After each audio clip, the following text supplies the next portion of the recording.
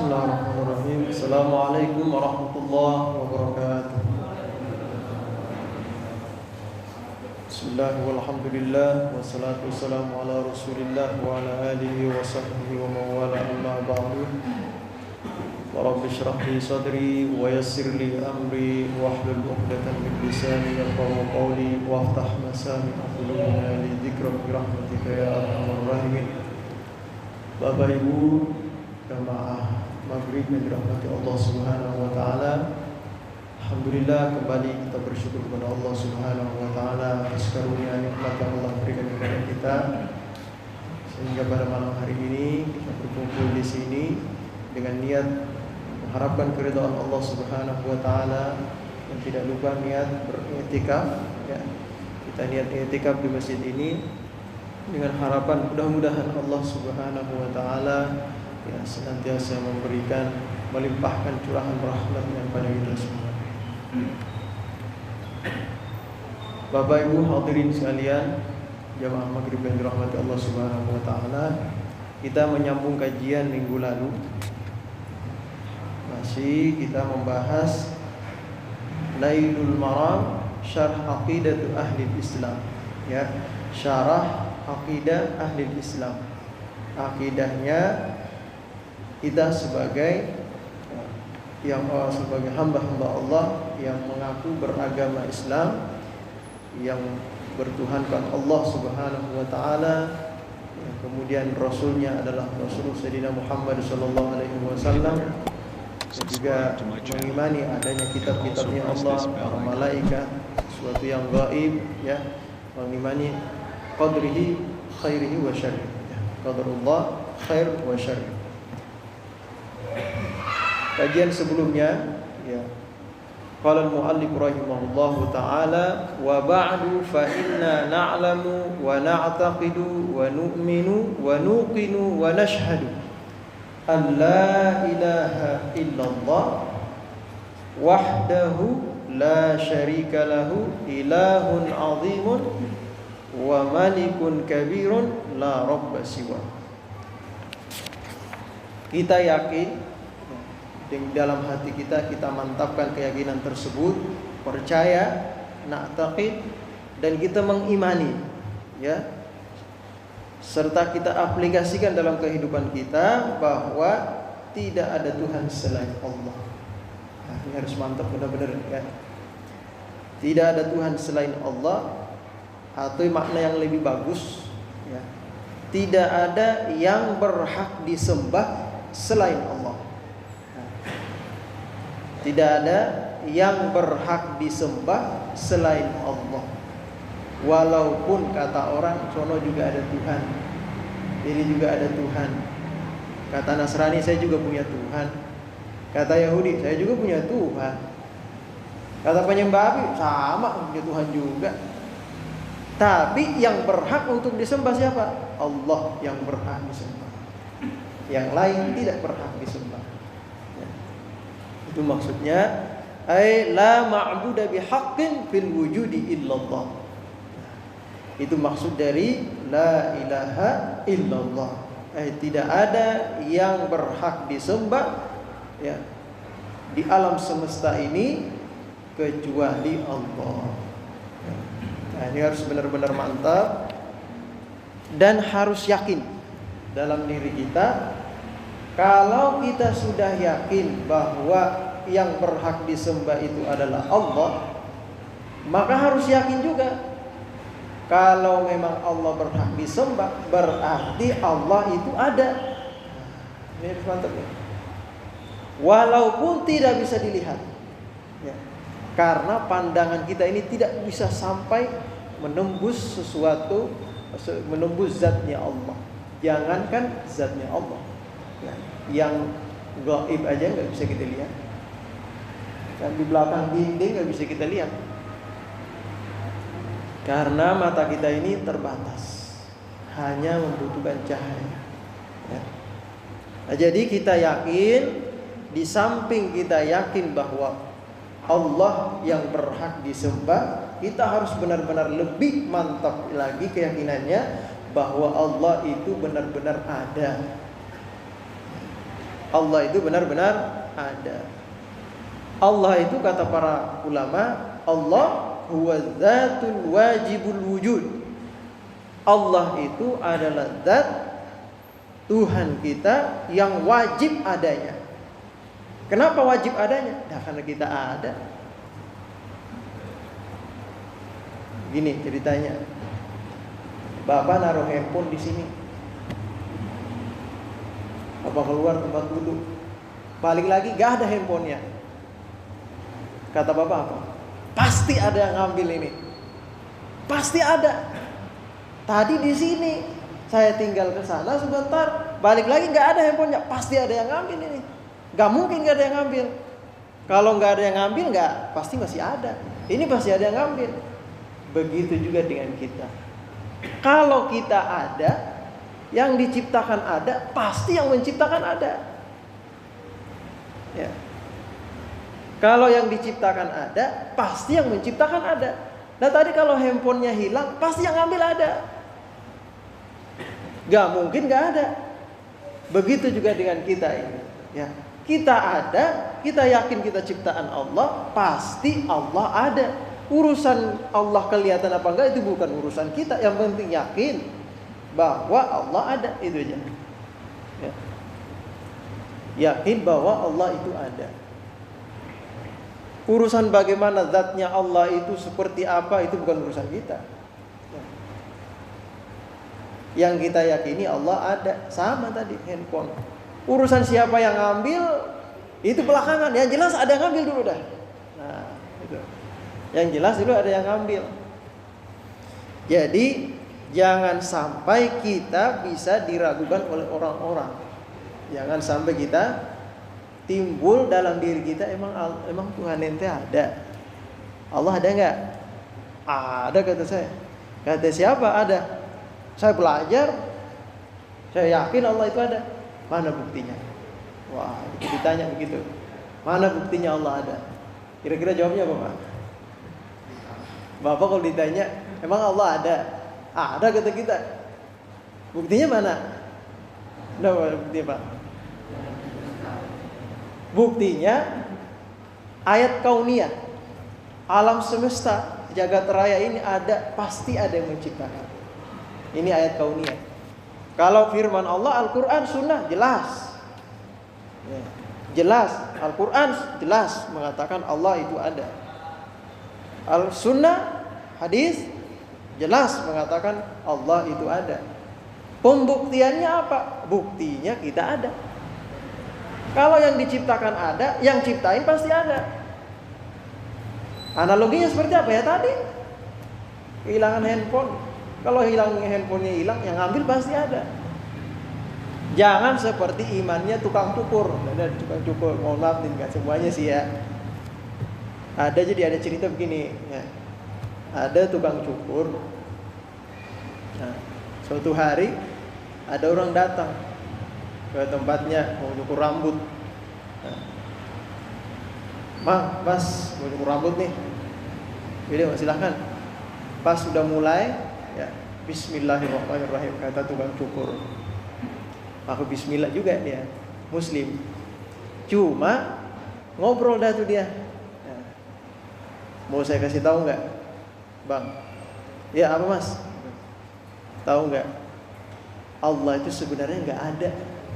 Oh ngomong begitu, dia ini yang dicukur kaget. Dah, ini nyukur berani banget ini nyukur nih.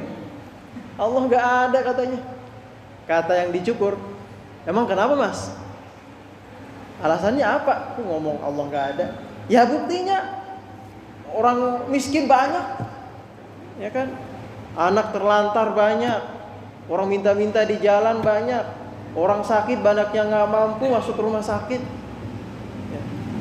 Orang banyak kena musibah. Kalau Allah ada, mestinya ditolongin dong yang begini-begini nih. Allah kan maha penyayang katanya. Allah kan katanya maha pengasih. Masa hambanya, masa ciptaannya katanya kita ini dibiarin begini aja, ya. Masa kita dibiarin begini aja? Ada yang miskin, ada lantar lah, gak punya orang tua, minta-minta sana sini. Gak bisa masuk rumah sakit lah. Kenapa gak ditolongin? Ini tadi yang dicukur, ragu dia jadinya.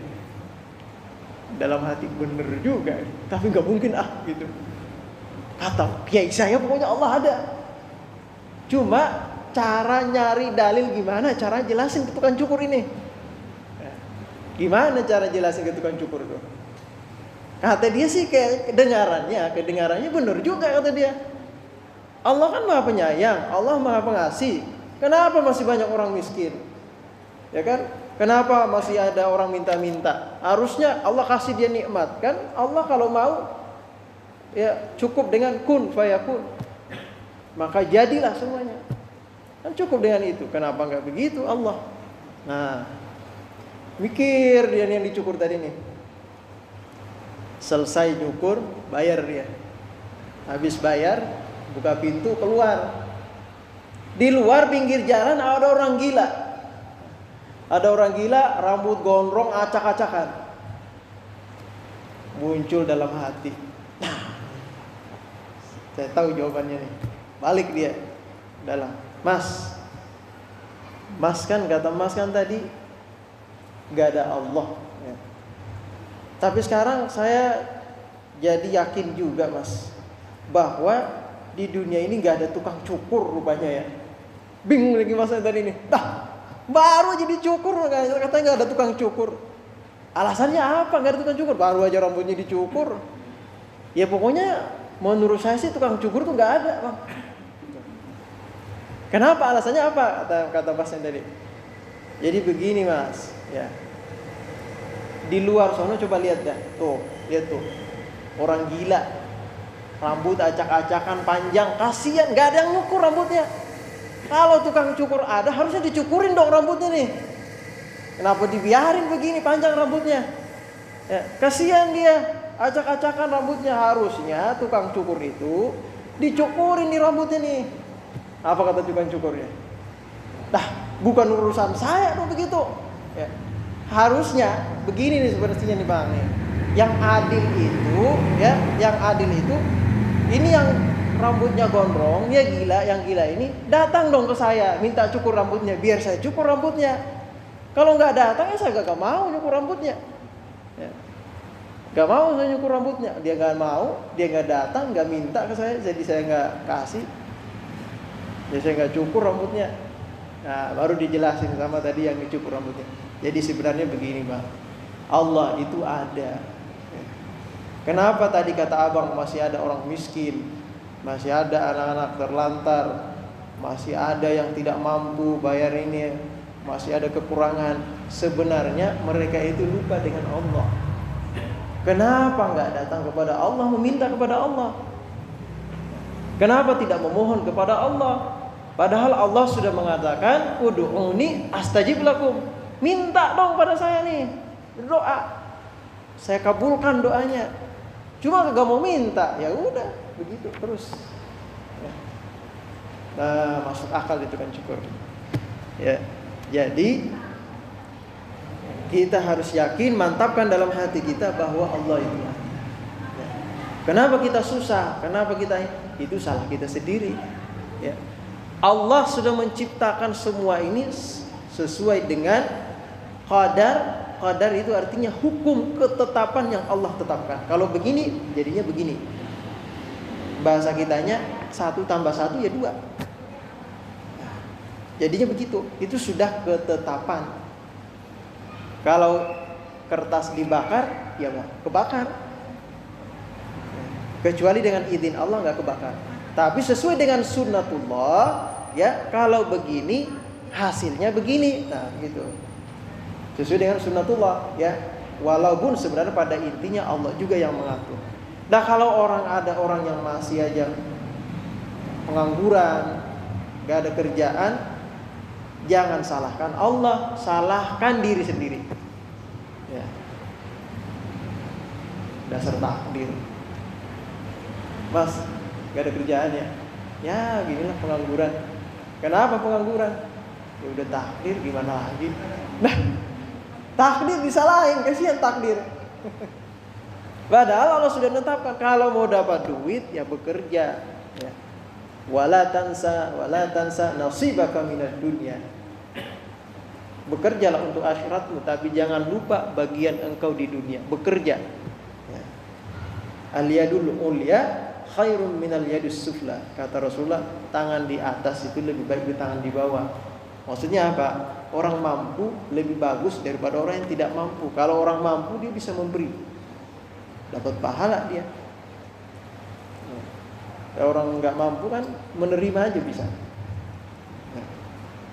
Nah, jadi kembali lagi tadi, kita harus benar-benar mantapkan bahwa yang pertama, tidak ada Tuhan yang berhak disembah kecuali Allah yang benar-benar ada, ya, yang benar-benar ada, wajib keberadaannya, ya. Wahdahu la syarikalah, yang mana Allah itu wahda. Wahda di sini minggu lalu sudah kita bahas, ya.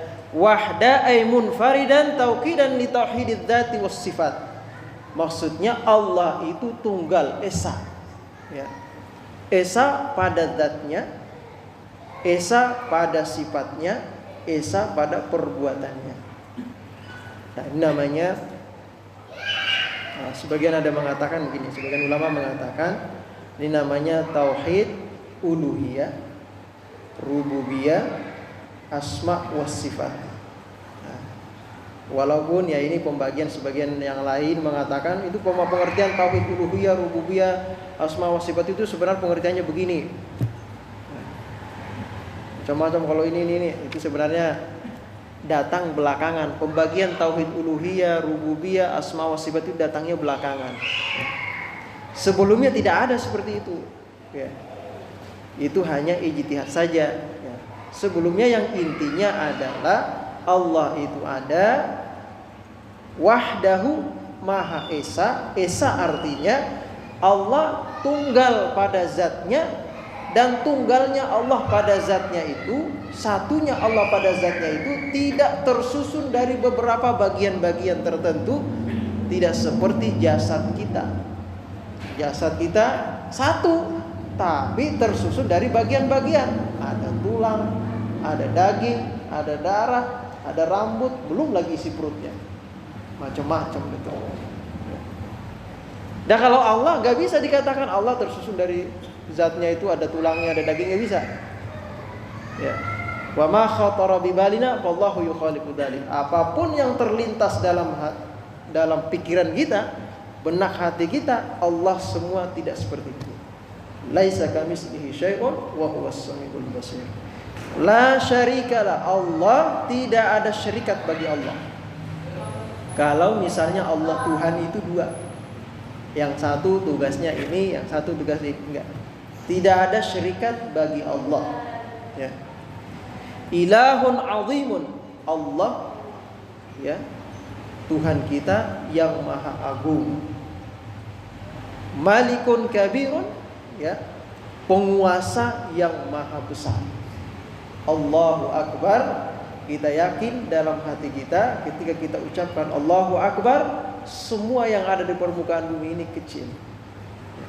Dan semua yang ada di permukaan bumi ini, di alam semesta ini, membutuhkan adanya Allah yang maha besar, yang mencukupi segala-galanya. Oleh karena itu kata muallif, la rabba siwahu, tidak ada Tuhan siwahu selain Allah. Apa bedanya? Tidak ada la ilaha illallah dengan la rabba siwa. La ilaha, ada kata ilahun, ada lagi kata rabbun. Illallah selain Allah. Nah, di sini nih kata beliau, qauluhu la rabba siwahu ay ar-rabbu huwal maliku wal khaliqu wal mudabbir. Yang namanya Rabb itu adalah al-malik, yang menguasai. Jadi kalau Allah disebut Rabb, berarti Allah yang menguasai segalanya. Wal khaliqu, dan Allah Rabb, Tuhan kita, ya, yang menciptakan segalanya. Wal mudabbiru, dan Allah Tuhan kita Al-Mudabbir yang mengatur segalanya. Nah, maka dari itu wal makna annahu la malika wala khaliqa wala mudabbira li syu'unil khalqi illallah. Tidak ada yang maha menguasai, tidak ada yang maha mencipta, tidak ada yang maha mengatur terhadap segala alam semesta ini kecuali Allah. Itu kalau kita katakan la rabba siwahu, sehingga ya ketika seseorang mengatakan ya Rabbana wahai Tuhan kami, ya, kalau orang mengatakan Rabbana wahai Tuhan kami, berarti dia harusnya meyakini dalam hati bahwa wahai Tuhan kami yang menciptakan kami, yang mengatur segala urusan kami, ya, yang menguasai segala urusan kami, yang menciptakan kami. Yakin kalau kita mengatakan ya Rabbana. Yang susahnya itu kita doa Rabbana atina, mulutnya sih doa, pikirannya emang di pasar. Ini susah nih. Hatinya mah tidur ngantuk, mulutnya lagi doa, hatinya tidur ngantuk. Tidak ada terlintas sedikit pun dalam hati membayangkan bagaimana keagungan dan kebesaran Allah, sehingga doanya nggak kabul-kabul dari dulu sampai sekarang. Rabbana atina fid dunya nggak kabul-kabul juga. Kenapa? Lagi berdoa hatinya lupa. Kata Allah, mulut doang digerak, hatinya kemana-mana. Harusnya ingat saya. Mulutnya doang yang gerak. Ya. Udah refleks saking hafalnya. Rabbana atina fid dunya hasanah. Ngantuk aja bisa ngucap dia. Jangankan ngantuk, ngigonya aja Rabbana atina fid dunya hasanah, ya enggak dikabulkan juga. Karena bukan ingat. Bukan ingat kepada Allah. Oleh karena itu, nah di sini wala yuqalu li makhluqin ar-rabbu. Nah, ini ada sedikit pembahasan bahwa tidak boleh dikatakan kepada makhluk ar-rabbu, Tuhan. Makhluk enggak boleh panggil Tuhan. Kalau misalnya ntar kalau saya punya anak, saya panggil dia namanya Rob. Wahai Rob, kayak gitu. Robin boleh, Robert boleh. Tapi kalau Rob yang artinya Tuhan, ya gak boleh. Apalagi namain Allah. Saya anak saya ntar jangan saya namain Allah, biar saya ingat Allah terus, gak boleh. Katanya saya dengar juga, katanya ada orang mencoba menamai anaknya Allah, meninggal anaknya. Dicoba-coba ya Pak ya. Lalu coba-coba juga biar saya ingat Allah. Masalahnya kalau dinamain Allah, ntar ada orang nyari, ada Allah enggak? Enggak ada dah, gitu deh jawabannya. Kalau lagi enggak ada. Makanya sebagian ulama mengatakan anak kita enggak boleh dinamai Rahmat. Ya, enggak boleh dinamai Rahmat. Rizki juga sebenarnya enggak boleh, makruh. Kenapa? Entar kalau ada orang nyari, ya, orangnya ada rahmat nggak? Nggak ada rahmat di sini. Wah, gitu dia ngomongnya. Nggak ada rahmat di sini, nggak ada rezeki di sini. Padahal maksudnya nama gitu. Ada sebagian ulama mengatakan makruh gitu, namain begitu. Paling bagus itu Abdullah, Abdur Rahman. Ya. Kalau Abdur Rahman panggilannya Abdul, jangan Rahman. Salah lagi dan tar ya. Namanya Abdullah, panggilannya Abdul, jangan Allah. Allah gitu, jangan. Ya, salah lagi dan tar. Panggilannya yang awal, ya. Nah, kembali lagi ya. Jadi tidak boleh menamai seseorang dengan nama Rabbun, Tuhan.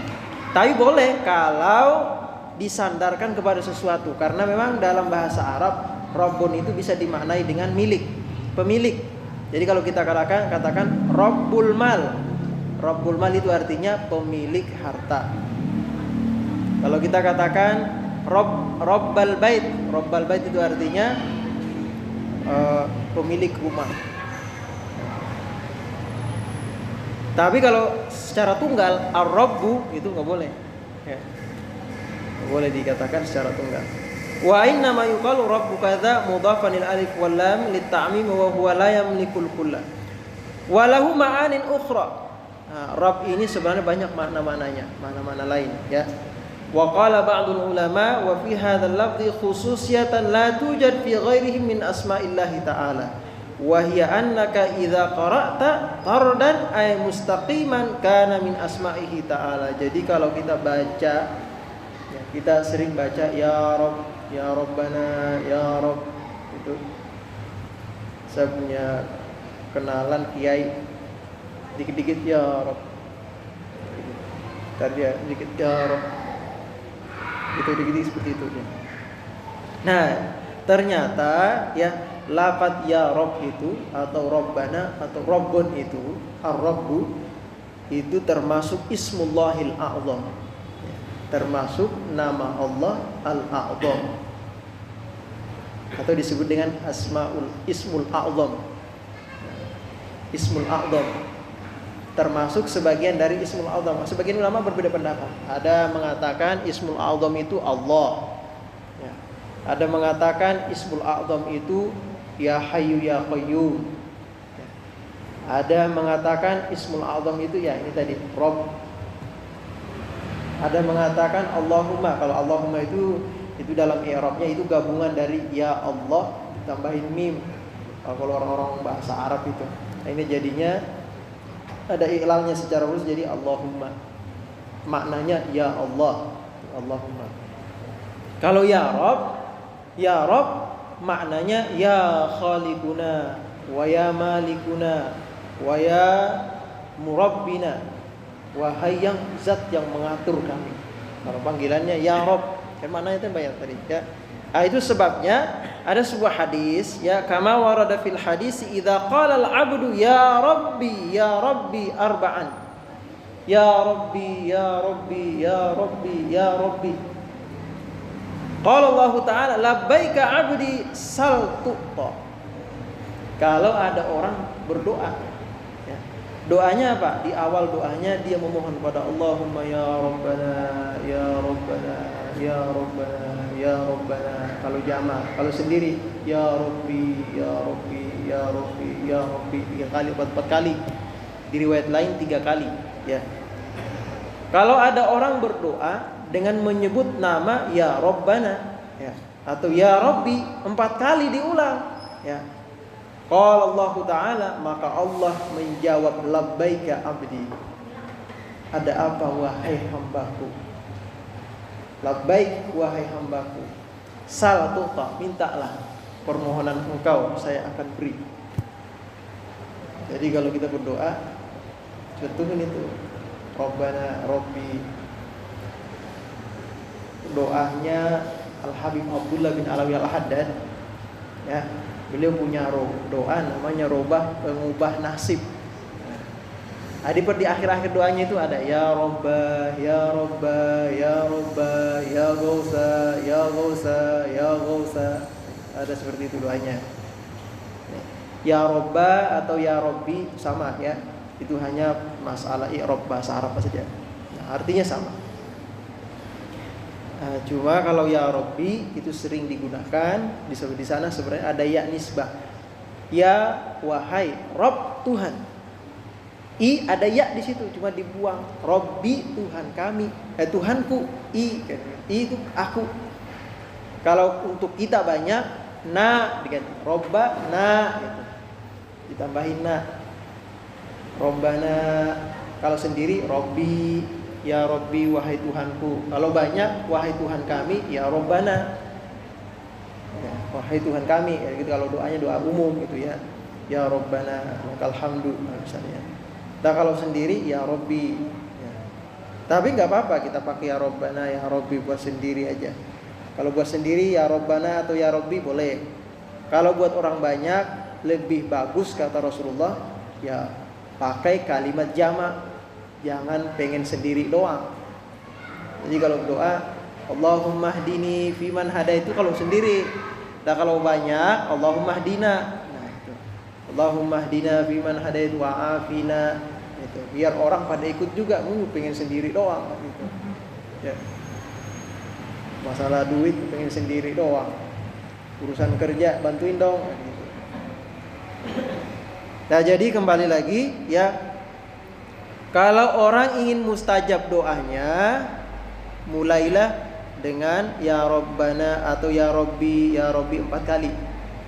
Di dalam riwayat hadis lain yang diriwayatkan oleh Ibnu Abi Dunya dari Sayyidah Aisyah radhiyallahu taala anha dan Sayyidina Anas radhiyallahu taala anna Rasul sallallahu alaihi wasallam qala idza qala al-'abdu, kalau seseorang berkata dalam doanya ya Rabbi ya Rabbi ya Rabbi salasan 3 kali, qala Allah taala labbaika 'abdi saltuqa, wahai ya hambaku, wahai hambaku, labbaik wahai hambaku, saya terima seruan kamu, mintalah saya beri, mintalah hajatmu saya beri. Dalam riwayat lain ya, ma qala 'abdun ya Rabbi salasa marrat, tidaklah berkata seseorang ya Rabbi 3 kali, salasa marrat 3 kali, illa nadharallahu ilaihi, melainkan Allah memandang dia, Allah memperhatikan dia, Allah memperhatikan hajatnya. Diminta apa nih hambaku nih? Kenapa seperti itu? Karena lafadz Rabb ini ya, lafadz Rabb ini itu dalam bahasa Arab bermakna ilha. Itu masuk dari lafadz ilha. Ilha itu apa? Nah, kata Al-Hafidz Ibnu Rajab Al-Hambali, beliau ahli hadis, digelar Al-Hafidz. Al-Hafidz itu kalau sudah hafal ribuan hadis, panggil Al-Hafidz beliau. Beliau berkata fi kalamihi, dalam sebagian perkataan beliau, min asbabi ijabatid doa, di antara penyebab doa kita diijabah. Kalau mau mustajab doanya nih, kata beliau ya, min asbabi ijabatid doa al-ilha'u 'alallahi 'azza wa jal, yaitu ilha. Ilha itu permintaan dengan sungguh-sungguh, meminta dengan sungguh-sungguh. Ya Allah, mohon pengen banget itu. Nah, kalau pengen banget gitu tuh, minta sungguh-sungguh, itu pakai lafadznya ya Rabbi. Nah, kalau lafadz sungguh-sungguh meminta kepada Allah, makanya ya Rabbi atau ya Rabbana. Kalau minta sungguh-sungguh pada Allah, itu namanya lafadz ilha ya. Kemudian bitakriri dzikri rububiyatihi, dengan mengulang-ulang sebutan sifat-sifat Allah tentang ketuhanan Allah, rububiyah. Rububiyah itu, kalau rububiyah itu sebagian ulama membedakan, ada namanya uluhiyah, ada namanya rububiyah. Jadi kalau makanya dibedakan di sini. Ada lafaz seperti ini. Kalau kita memohon kepada Allah, ilahi. Ilahi itu artinya ya Allah, wahai Tuhanku. Kemudian ya Rabbi, wahai Tuhanku, sama artinya kalau dalam bahasa Indonesia ya. Tapi kalau bahasa Arab dibedakan ya. Kalau ilahi itu kita memohon kepada Allah seraya meyakini dalam hati kita tentang keesaan Allah, kemahatunggalan Allah. Nah, ilahi. Nah, ini sifat uluhiyah, ketuhanan Allah. Tapi kalau rububiyah itu Allah mengatur segalanya. Ya. Kita yakini dalam hati kita bahwa Allah yang maha mengatur segalanya. Ya. Allah yang memiliki segalanya, menguasai segalanya. Karena Allah maha mengatur, ya Allah tolong atur buat saya yang terbaik. Nah, makanya meminta sesuatu yang sifatnya ingin mendapatkan yang terbaik, pakai lafaz ya Rabbana. Bukan ilahi, tapi ya Rabbana. Makanya ada orang yang mengkritik, ini sebenarnya siapa lagi, Abu Nuwas, kan ada syairnya, ilahi lastulil firdausi ahla hajat. Ilahi ya Allah, wahai Tuhanku, lastu, saya ini tidak pantas firdausi, mendapatkan surga firdaus. Wala aqwa, tapi saya enggak mampu ya Allah. ala naril jahimi, masuk ke dalam neraka jahanam. Saya nggak pantas masuk surga Firdaus, tapi saya nggak kuat masuk neraka ya Allah. Fahabli taubatan waghfir dunubi, maka terimalah taubatku ya Allah, waghfir dunubi, ampuni dosa-dosaku. Fa innaka ghafirud dzambil azimi, sesungguhnya engkau zat yang maha mengampuni dosa-dosa yang besar. Kata-kata orang ini merayu Allah. Nah, dikritik di sini harusnya pakai kata ya Robbi, bukan ilahi. Tapi ya walhasil doa apapun itu yang penting kita tergantung keyakinan kita kepada Allah. Nah, paling bagus karena ini ada riwayat hadisnya, pakailah kata ya Robbi. Ya. Nah, dalam riwayat lain dikatakan ya, pernah suatu ketika Imam Atha ini berkata, tidaklah berkata seseorang ya Rabbi salasa marrat illa nadhara ilahi fadzukira lidzalika lil hasan. Lalu ucapan ini disampaikan kepada Sayyidina Hasan. Ya. Apa kata Sayyidina Hasan? Faqala ama taqra'una al-Qur'an? Kamu enggak baca Quran? Jadi kamu baca Quran enggak? Gitu. Kamu baca Quran enggak? Ama taqra'una al-Qur'an? Summa tala qaulahu ta'ala, kemudian beliau membaca firman Allah Subhanahu wa taala, ya, alladzina yadhkuruna Allaha qiyaman wa qu'udan wa 'ala junubihim wa yatafakkaruna fi khalqis samawati wal ardi rabbana ma khalaqta hadza batilan subhanaka faqina 'adzaban nar rabbana. Nah, itu berarti itu rabbana. Ya. Rabbana atina ma wa'adtana ala rusulika wa la tu'dina yawmal qiyamah. Ayat sampai akhir ayat itu surah Al-Imran dari ayat 191 sampai 194. Akhir surah Al-Imran itu. Ini dibaca ya, akhirnya ayat ini dibaca oleh Rasulullah setiap bangun tidur. Nah, kalau kita bangun tidur lihat ke langit, Rasulullah itu melihat ke langit kemudian membaca ya, baca ayat ini. Alladzina yadhkuruna Allaha qiyaman wa qu'udan wa 'ala junubihim wa yatafakkaruna fi khalqis samawati wal ardi rabbana ma khalaqta hadza batilan subhanaka faqina 'adzaban nar, sampai akhir. Ya, ayat tersebut panjang lumayan, satu halaman sepertiga. Satu halaman sepertiga halaman. Kurang lebih begitu tuh, ya. Nah, di sini Sayyidina Hasan ingin menunjukkan bahwa di sana banyak lafaz ya Rabbana. Ya, Rabbana, banyak lafaznya Rabbana. Bahkan kalau kita perhatikan di dalam Al-Qur'an ya, di dalam Al-Qur'an, man ta'ammal al-ad'iyat al-madhkura fil Qur'an, barang siapa yang memperhatikan doa-doa di dalam Al-Qur'an, maka wajadaha ghaliban tuftatahu bi ismi Rabbi. Maka kita akan temukan rata-rata doa-doa tersebut dalam Al-Quran dimulai dengan lafaz ya Rabbana, dimulai dengan Rabbana ya, Rabbana atina fid dunya hasanah yang paling sering kan dalam Quran tuh.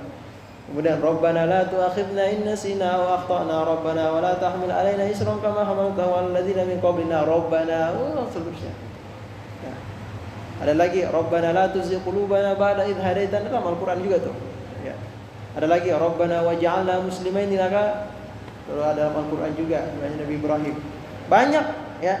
Dalam Al-Qur'an, dalam surah Al-Baqarah aja ada 9, surah Al-Imran ada 10, An-Nisa ada 3 dan seterusnya. Kalau dihitung semuanya kurang lebih 174 kata Rabbana dalam Al-Qur'an.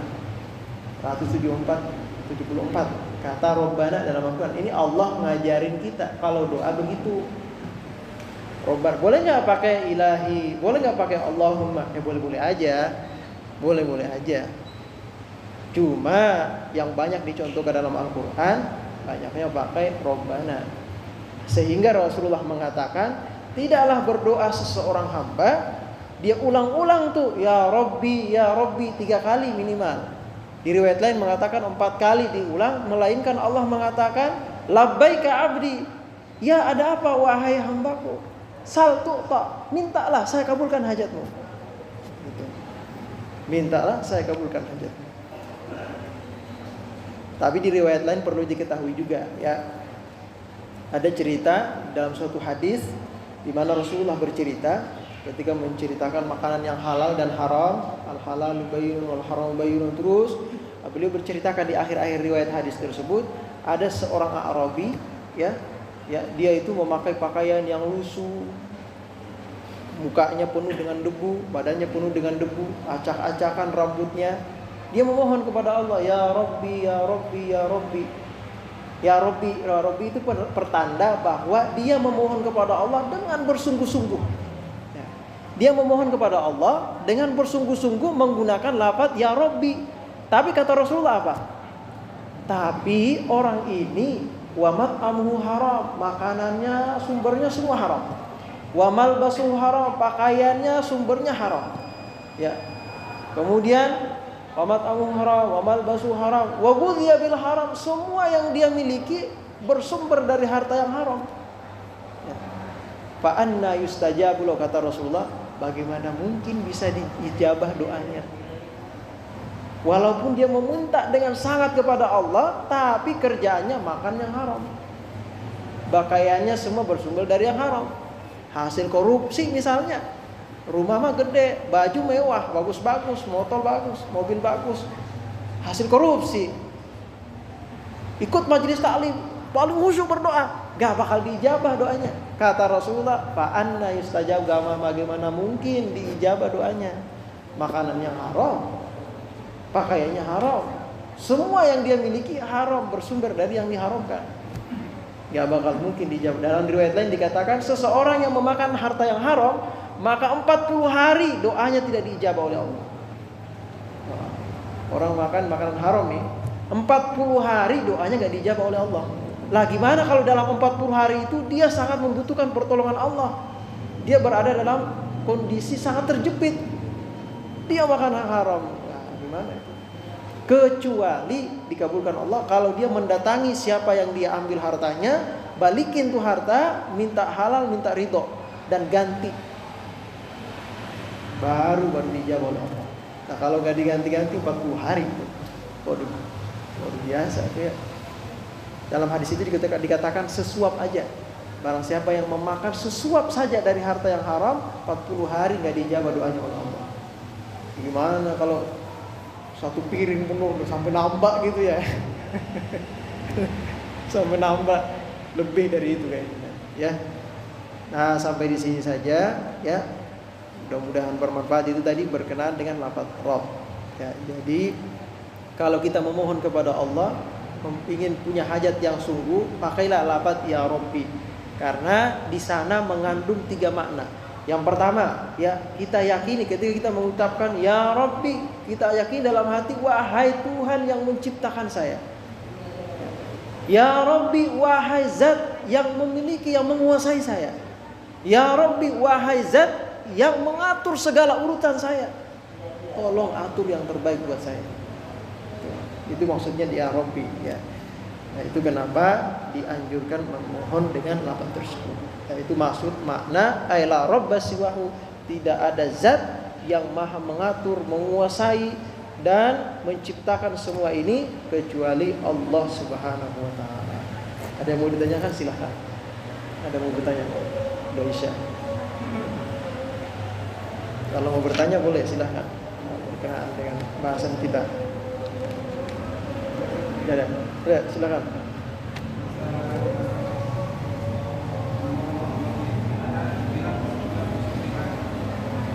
Nama Allah 99. Ya. Ya.